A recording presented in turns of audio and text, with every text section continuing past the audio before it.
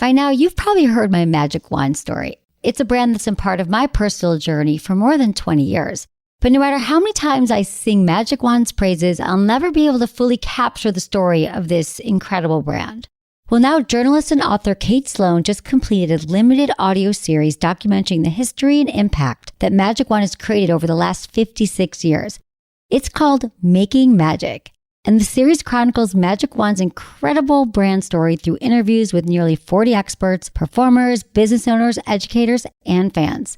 So I got a sneak preview of this series, and what I loved is that Kate weaves together snippets from all their interviews into this amazing story arc.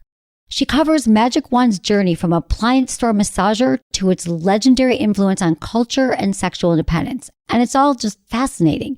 The first episodes of Making Magic are available now at makingmagicseries.com or on all popular podcast platforms. Just search for Making Magic or visit makingmagicseries.com today. Thanks for listening to Sex with Emily. I'm Dr. Emily, and on today's show, I'm giving you all the specific sex hacks you need in order to have amazing multiple orgasms. Plus, I'm answering your sex, dating, and relationship questions. Topics include what it takes for both men and women to have multiple orgasms, either with your partner or alone.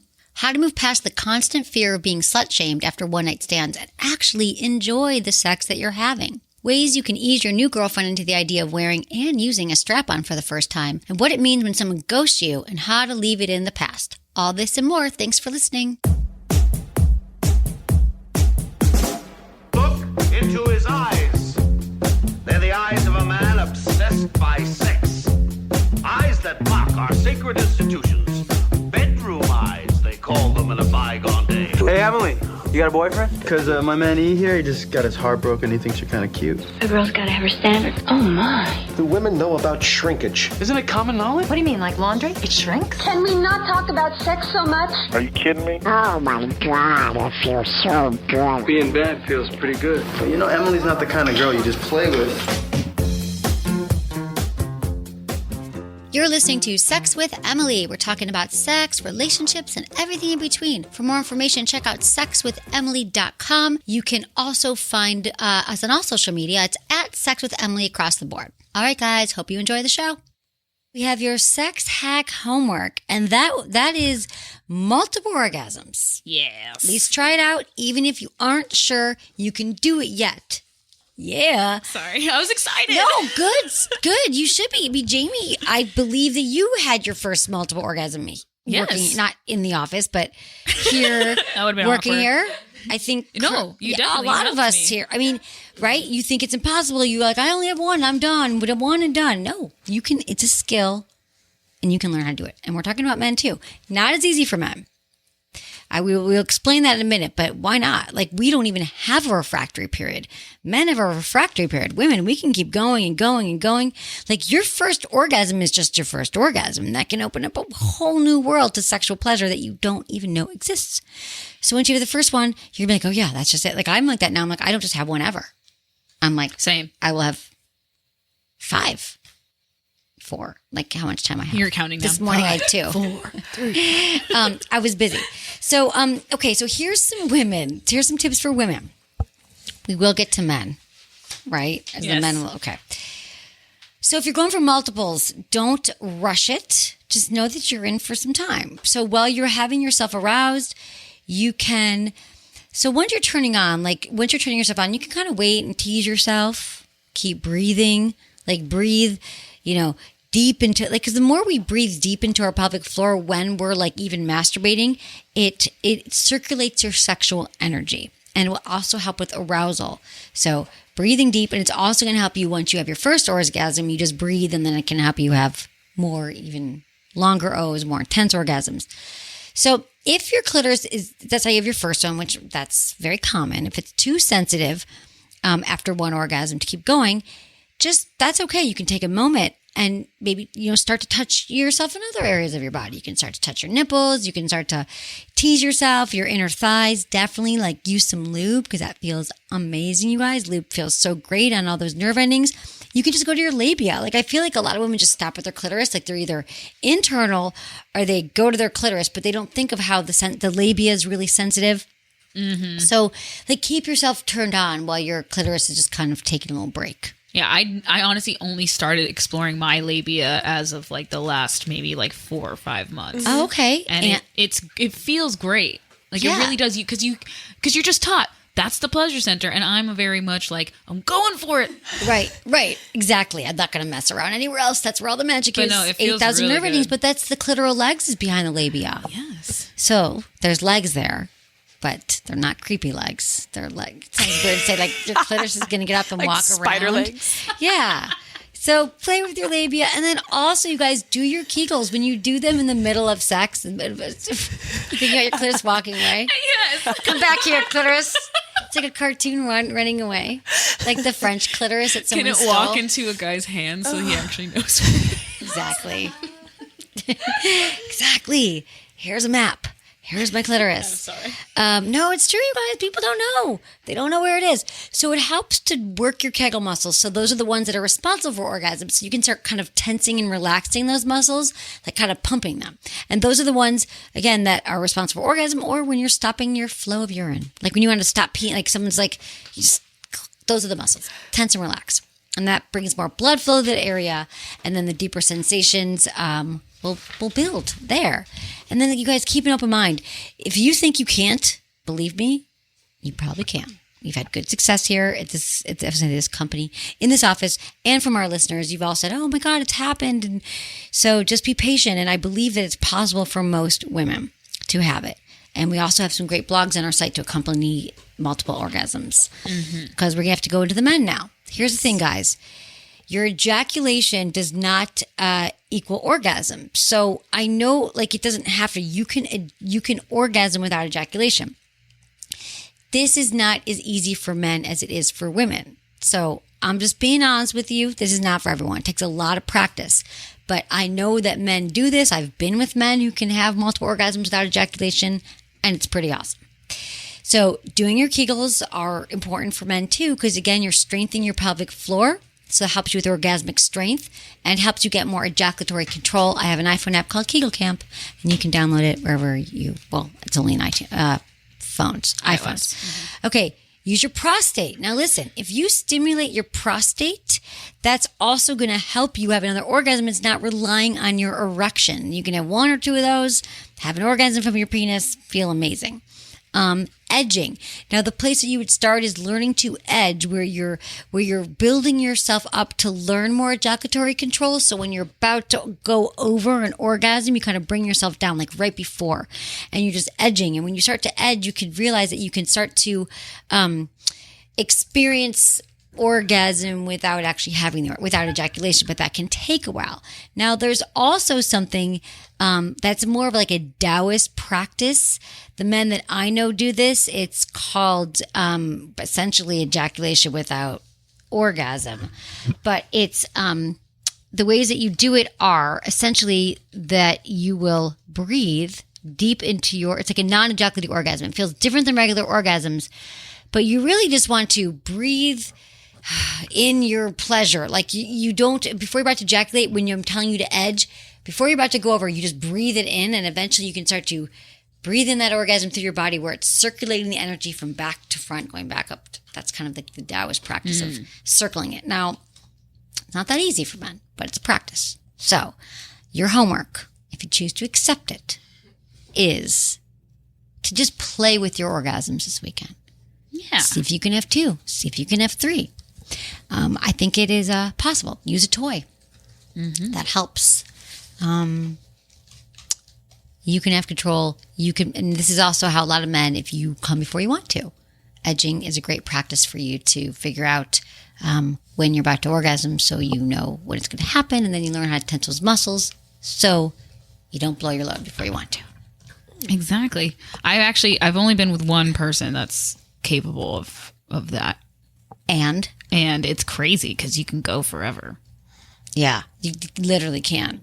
Anything is possible with sex, you guys. That's why this is so amazing that I get to talk to you guys every night, 10 hours a week. It's like we've not even scratched the surface. Most of us have not even experienced what we can when it comes to our sexual pleasure. Yeah, I didn't even know multiple orgasms was a thing until we did that podcast when I was just part-time here. Yep. It was called 4 Women, 4 Orgasms when Lori and Madison worked with us. Yes. And we each had different orgasm stories that we talked about. Yeah. I think you just used a touch or some toy you had taken home. Maybe you had your multiples. I don't remember. But I remember the story. Yeah, no, I had used the rave, actually. Because I used it as a clitoral and then used it internally because it's like just amazing. It's amazing, the rave. It's a good G-spot GPS, as we call it. So, yeah, you guys go, because the clitoral is great, but if you go inside, there's also some magic in there. Some G-spot action. There's lots of magic. There's lots of magic to happen with your orgasms, everyone. So, okay, we're going to take a quick break, and when we come back, we're going to get into your calls.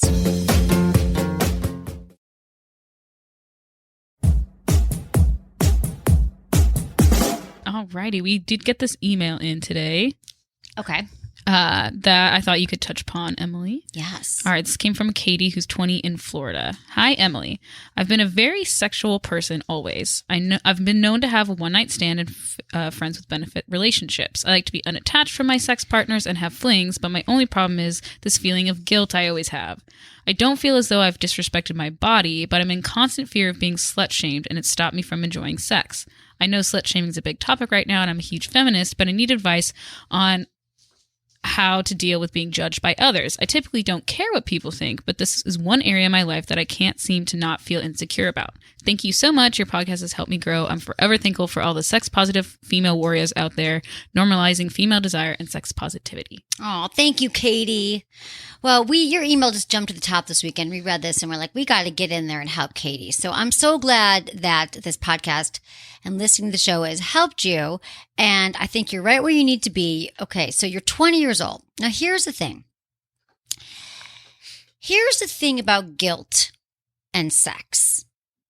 It is pervasive. There are so many of us who feel guilt and we feel shame and we feel like what we're doing right after we have sex, we feel bad about it. And I think we have to remember is that guilt comes from a few different sources. Typically, it's some kind of your cultural upbringing, let's say, or cultural/religious upbringing, and that sex was wrong or shameful, or you shouldn't have sex out of wedlock. Maybe you went somewhere where you kept hearing this message over and over again. Maybe it was a relative. Maybe you read it once. But things get locked into our brain, especially if we don't have any messages about sex, but all we get is don't have sex till you're married, or don't have sex, you're going to get pregnant. And so some of us we're just set up for failure when it comes to having sex. We constantly walk around feeling like guilty and shame. And maybe you've also internalized this message into a place where it sounds like you can't even really enjoy the sex you're having. So, and guilt is tricky, and it's not even emotion. Like guilt is kind of a tricky bastard. Because like when they show you those like facial things, like it's not even on there, like guilt. It's not even like a happy, sad, angry. Like guilt is just sort of this emotion adjacent thing. Right. But it's not real. It's like just kind of, it's one of those, it's like if our inner critic had an emotion, it would be guilt on the X word. It would be like guilt, but it's not really, it doesn't really count. So this is where working on your self-esteem, your confidence, and understanding of whatever voices are in your head are super important for you right now, Katie, because it's like, I love that on the one hand, you're saying you can have a one-night stand and friends with benefits and be unattached to your sex partners, which sounds very self-assured and like you're feeling like you're getting what you want out of sex, but then you still feel this guilt and shame. Now, I'm wondering if you feel like that I don't even know here if you've been slut-shamed yet, just the fear of slut-shaming because it's everywhere. I mean, I guess it is. I think it's less and less around than it used to be. I feel like we used to, I don't know. I was thinking about when I was younger, I feel like when I was in high school and college, there was a certain thing about you should not, keep your numbers down. Shouldn't sleep with as many people as, don't ever tell anyone how many people you slept with, or just keep the numbers down. Don't look like you know what you want in bed because people, men will judge you. That sex was more about men's pleasure than our own pleasure. And then there's like an assumption, right, that if you're promiscuous, that if you know things, that you're going to be slut-shamed right away. So I feel like for you, that Katie, she's just like super in her head. That you're in your head about it. Yeah. And I just feel like And also, she's 20, so I don't care what people think, but this is one area where I do care. Well, this area extends to other places. I'm sure if you look at it, you can think you don't want people to be mad at you. You don't want people to be talking, badly about you for something. And I feel like it's something to reconcile. My main point I want to make is that you guys have to remember, I think the way to do away with slut shaming in general is just for women not to slut shame other women, first of all. Mm-hmm. I think that it might be more of a younger woman's game to slut shame and be like, oh, well, she did this or she did that. But then, men pick up on it too. And I think it's sort of been this common norm, but men don't get shamed. Men are like, oh, he's kind of a player, but they don't get slut shamed. Mm-hmm. And so I think that what I would love you to work on, Katie, is what I haven't heard in here. And what I hope that you are actually enjoying the sex and having what you want when you're with these men and asking for what you need in bed and having pleasure and having orgasms. Because to me, if you actually go in as a feminist and a sex positive person, when women start really taking charge of their sex life and really, even if it's a casual sex thing, saying, I'm going to get on top. I want my orgasm. I'm not giving you a blowjob unless you go down on me. Like, unless it's really fair and you feel like you are having pleasure and it's not just going in there to have sex because you're just like, I don't give a shit. Katie, this is your voice. I don't care. I'm 20. I can do whatever I want. I'm just going to have sex with guys and I don't care what people think. Well, not really until they shame me. But I'm just wondering, if you slow all that down, is this really quality sex? Is it satisfying sex? Is it just to say I've done it to go against maybe this whole thing around shame? So it's all more connected than you think. Like in your maybe in an act to rebel, you might just be out checking off the boxes of having sex, but not really having the great sex, the pleasurable sex, which is the process. At 20, you're still learning. We're all still learning, right? Mm-hmm. And so, you guys, I would love to know what you guys think about this. Have you been slut shamed? What do you do about it? Can we turn it around? Can we just not even talk about women in this way? Like, can we celebrate women for this, for women for knowing their bodies and knowing what they want and having great sex? Like, yeah, I had sex last night and it was amazing. I had an orgasm. I had this or that, like just kind of cowering and feeling bad. I just think is passe. 888-947-8277. Yeah. So I was saying, when I was younger, I felt like that was just the norm, that if I had one boyfriend every year in college, and I remember thinking to myself one night, I was going to hook up with a guy. It was in between boyfriends. And I thought, this was my mentality for a while. I thought, and this is my early 20s and in college, I thought, well, I never want to have sex with a guy randomly because I don't want him to have the power to say, well, I had sex with Emily and da-da-da. And I'm like, I thought he would be talking about me. And I thought like it was his win, not mine. I didn't realize it was my win, that I could choose to have sex and it'd be awesome and go tell all my friends. So that was just more pervasive than I believe, but clearly it still goes on. It's just like on The Bachelorette. Oh my gosh, this just happened. Are you guys watching The Bachelorette? You know that I've been into it lately for the first time. I'm so glad about that. I know. Kristen has really been pushing it, which I'm glad that she did, though. Exactly. So Hannah B is the Bachelorette. She got to this point right now where she was, for whatever reason, still into this guy Luke P, who was kind of borderline. He was manipulating her. He was a douche. Yes. He was a douchebag. And he was super manipulative, and he was super religious shaming her and just shaming her. And finally, this one scene that she takes him to the fantasy suites or the last dates. Right? It was right before fantasy suites. Like she could take him. She could have had sex with him. And he's like, well, I just want you to know that if you had sex with someone else, I'm not okay with that. And she was like, what? And she tells him, and he's like, well, and he's like, well, that's not okay. And she's like, you're shaming me. She's like, but Jesus still loves me. I can still have sex. And Jesus is fine with it. So it's a whole thing. And now everyone's shaming her all over Twitter. Yeah. All over women the world. and men. Yeah. And no one ever brought it up to the guys at all. No one ever said to the guys who were sleeping with women on The Bachelorette, this is a problem. But the women are always, I feel like the women are the ones who are always wrong for being sexual beings. We're like, you're wrong. Women shouldn't be overly sexual. Women should be saving it. Women should be more careful. If women are having safe, consensual sex, if they're choosing, and they're listening to this show and they're understanding what they want, I think there are no problems with that. And I just think that we have to stop all the shaming and the blaming. Yeah. I had someone tell me before to explain this, because I was like, why is there such a double standard on this? And he was like, well, if you think about it like a lock and a key, he's like, a good key is going to open a lot of locks, but a shitty lock is going to be opened by a lot of keys. And I was like, that is the worst thing I've ever heard in my life. Women, she's opening up. I was like, that's the worst thing I've ever heard in my life. Dude, you go, yeah. Mm-hmm. We have Jeff, who's 31 in New Jersey. He wants to know how he can ease his new girlfriend into the idea of wearing a strap-on. Oh. There you go. Welcome. Hey, Jeff. Thanks for calling. Okay. How are you? Did you like that wordplay with a little ease on in? Yeah, ease it on in, baby. I loved it. I love everything about this. Tell me more. How long have you guys been together? Right, so okay. So we've been dating about 5 months. Mm-hmm. She's great. I love her to death. Beautiful, smart, and like the whole 9 yards. But not very adventurous in bed. And again, 5 months is, I don't know if it's long or short. It's about time to talk about what you guys want in the bedroom. Yeah, Even and I 3 kind of months. hinted at it, and it was almost like a no-go. Like I tried to guide the finger there, and it gets pushed away. Yeah. So I don't know if this is a deal breaker or not. Yeah. Well. So okay. Here's the thing, Jeff. So you're 31 years old. Is she your age as well? she's 28. Okay. So here's the thing. You've been together 5 months. I think you have to have the conversation about sex outside the bedroom. Because if you're telling me she's not that adventurous, it's not that likely that she would be into you leading her finger towards your ass because she's, and it's, he loved it. Jeff, see, everyone's yelling at me for laughing, but I just think butt stuff is funny in butt general. stuff is funny. People love no butt judgment. stuff. I just think it's funny. Yeah, it is funny. Thank you. But Jeff, I think it's kind of like outside the bedroom. You can say, you know what? I'm so into you. I think you're hot. I love the sex that we're having. And I'd love to be such an amazing lover to you.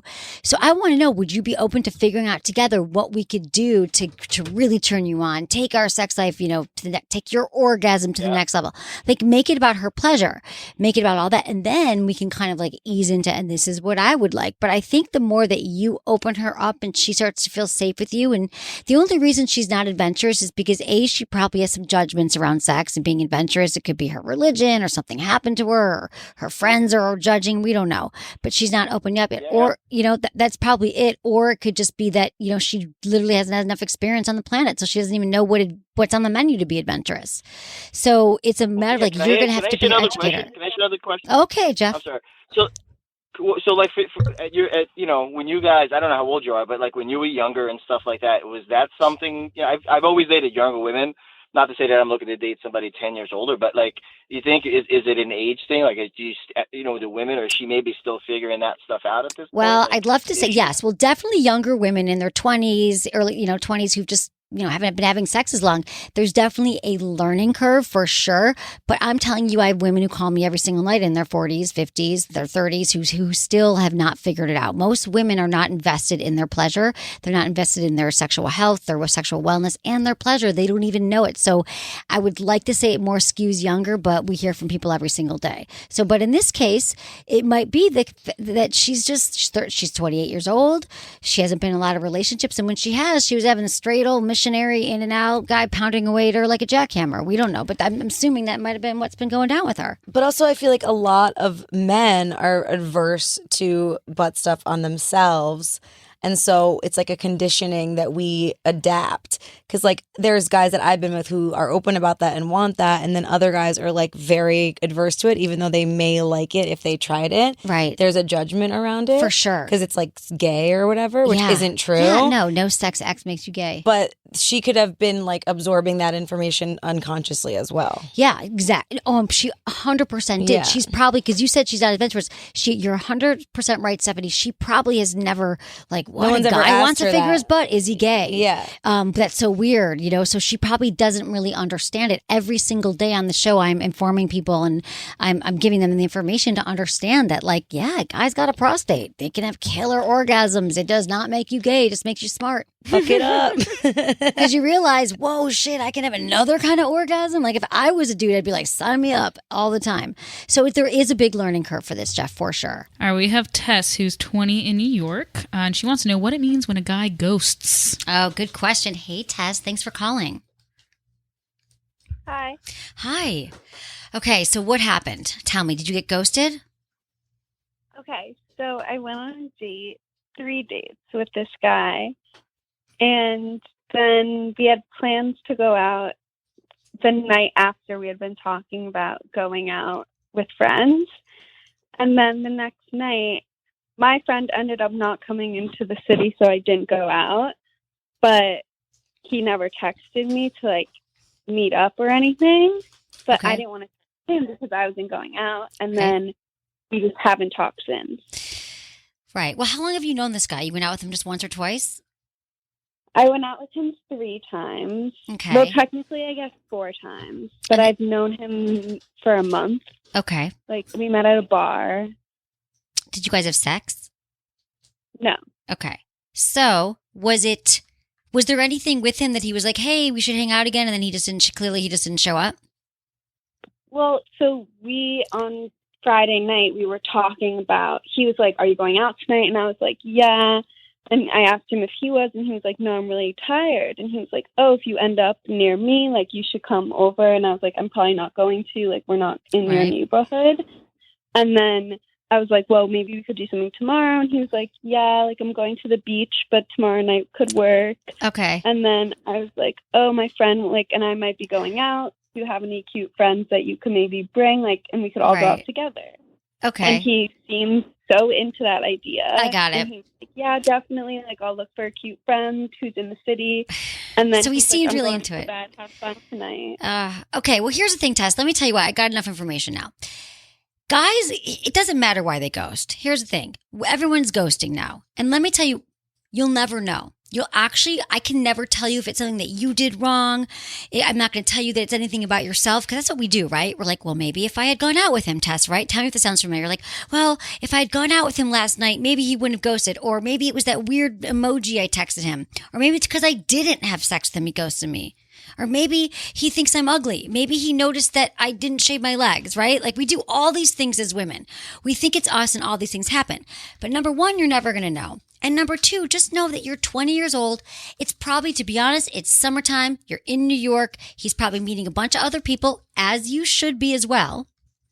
And I just think that things happen. Maybe he got back together with his ex. Maybe something else happened. I don't really think it has anything to do with you, but also the sooner we can move on from these things. You knew him for a few dates, right? They say it takes half of a relationship that you're with someone to get over it. So let's just be over him already. Like, let's just say, you know what? I'll never know why. You're not going to be able to protect it in the future either, to be honest, because this thing could happen. And women are ghosting just as much as men because we're so afraid of being honest. He could have, the right thing to do, Tess. He could have been like, you know what? It was really fun hanging out with you a few days, but I actually am not feeling it right now, or I got back with my girlfriend, or right now I'm not looking for a relationship. But he doesn't have the language yet. I'm teaching people twice your age right now to say these things, Tess. So just know, I know that what I want for you, Tess, is not to beat yourself up. Don't even let this dude get into your brain patterns of who you are and what you have to offer the world. Because I'm telling you, he's got testosterone raging. It's the summertime. I'm sure he's into you, and I'm sure there's lots of other things going on. So I wouldn't worry about why he ghosted. I would just worry about getting you out there again and not spending as much time in the past with this guy, but moving forward and meeting new people. How does that sound, Tess? Perfect. Okay, good. Helpful? All right, Thank Tess. you. You're so welcome. Thanks for calling. Oh, I'm so glad. You deserve it, girl. He's gone right now, dead to you. I mean, it's true. The easier we just move past these things. I know it's harder when you break up with someone, you're with them for a while, but I've had these conversations, Tess, with women of all ages and men. Why did he ghost? Why didn't he call? I had a friend a few months ago, and I was out there. I think maybe she's 40. And we're in the car, we're driving to a party, and we were probably in the car for like a half hour, and I'm like tuning in, tuning out. It was like a long story. And finally, I was like, wait, back up. Is this the guy? The same guy? Wait, you went out with him what? She goes, no, we just went out once. And I was like, when? And she was like, it was 3 months ago. And she has this whole drama about a guy she went out with once 3 months ago that took 25 minutes of the car ride to explain to me, like, he should already be gone. Like, we don't know what happened. He's gone. Move on, you guys. Move on from these people. It doesn't matter. They're not the ones. When people show you who they are, believe them. They disappeared. They didn't treat you well. Believe that that's how they're going to treat you in the future as well. They did you a favor. All right, we have Clarissa, 45 in California, wants to know how to leave her relationship, but she can't stop having sex with them. Hey, Clarissa, I get it. What's going on? That was great. Hi, Emily. Hi. Thank you for taking my call. Of course. So, in the realm of exes too. So, I am having an affair. Okay. With an ex, but I am married. I have 2 toddler children. I'm gearing up to ask for divorce from my spouse, But I'm not having sex with the ex, but I can't stop having sex with my wife. With your wife? How do I? Yes, I keep having sex with my wife. Okay. So your ex, wait, I don't know. So you're leaving your wife. I want to leave my wife. Okay. Yes, to go with my ex. Got it. And your But ex, right. I can't keep, and I can't stop having sex with my spouse. So then why do you want to leave why are you leaving your spouse? Because she's just not my person. Well, how long have you been together? 6 years. Okay. And you think your ex is the person? I know she is. I knew her before. She wasn't ready, and so I said, forget it, and I left her and hooked up with my spouse. Okay. And so, and does your spouse have any idea that you're going to be leaving? No. Okay. She's going to be totally surprised. Yeah. I'm in therapy. Okay. I practice. I just don't know what to do. It's like the sex is just good, but that's all we really have other than co-parenting between us. Yeah. She's just not my person. I got it. And you guys have worked on you've worked on the relationship with her. You've had therapy and you've worked. I tried to do couples therapy like 3 years ago after I had my youngest, and we went to a couple sessions because I asked for a divorce then. And everybody said, no, you're having postpartum depression, so don't break up your family, just give it some more time. And I did that. But it was to the point where she was saying she doesn't need couples therapy, that she doesn't have a problem, that it's me. So couples therapy did not work very well for us. Got it. Okay. And you went a few times. So if you're not having sex with your ex, though, I just want to make sure, are you leaving your spouse for your ex? Or you just know that you want to leave your spouse even if your ex wasn't involved? I want to leave my spouse even if my ex is not involved. So then I think you got to do that sooner than later. You got to cut it. I know it's not easy. Yeah. So you asking me for advice how, or you're just letting me know? Because I feel like the longer you drag it out, obviously the harder it's going to be. And what are you waiting for? Well, one of the reasons I needed to wait so that I didn't tell her in front of the kids. Yeah. Okay. That makes sense. So I have the perfect opportunity coming up this week where the kids won't be around. Okay. Yeah, this is going to be hot.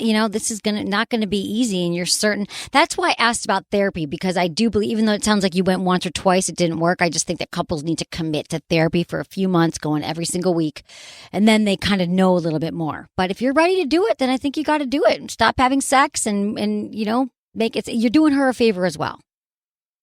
Even though it's going to be hard? But how do I tell her? That's the thing. I've never broken up with anybody before. Okay. That's your question. Well, honestly, I think that, I don't think that you necessarily have to mention the ex right now unless you feel you know your situation better. But I think just that that I want to co-parent with you, but I feel like I'm no longer in love with you in that way. And here's why. I mean, I think this is something you really have to work out maybe with your therapist too. Like have it all planned out or have it written down. Yeah. This is the kind of thing I'd want to have it.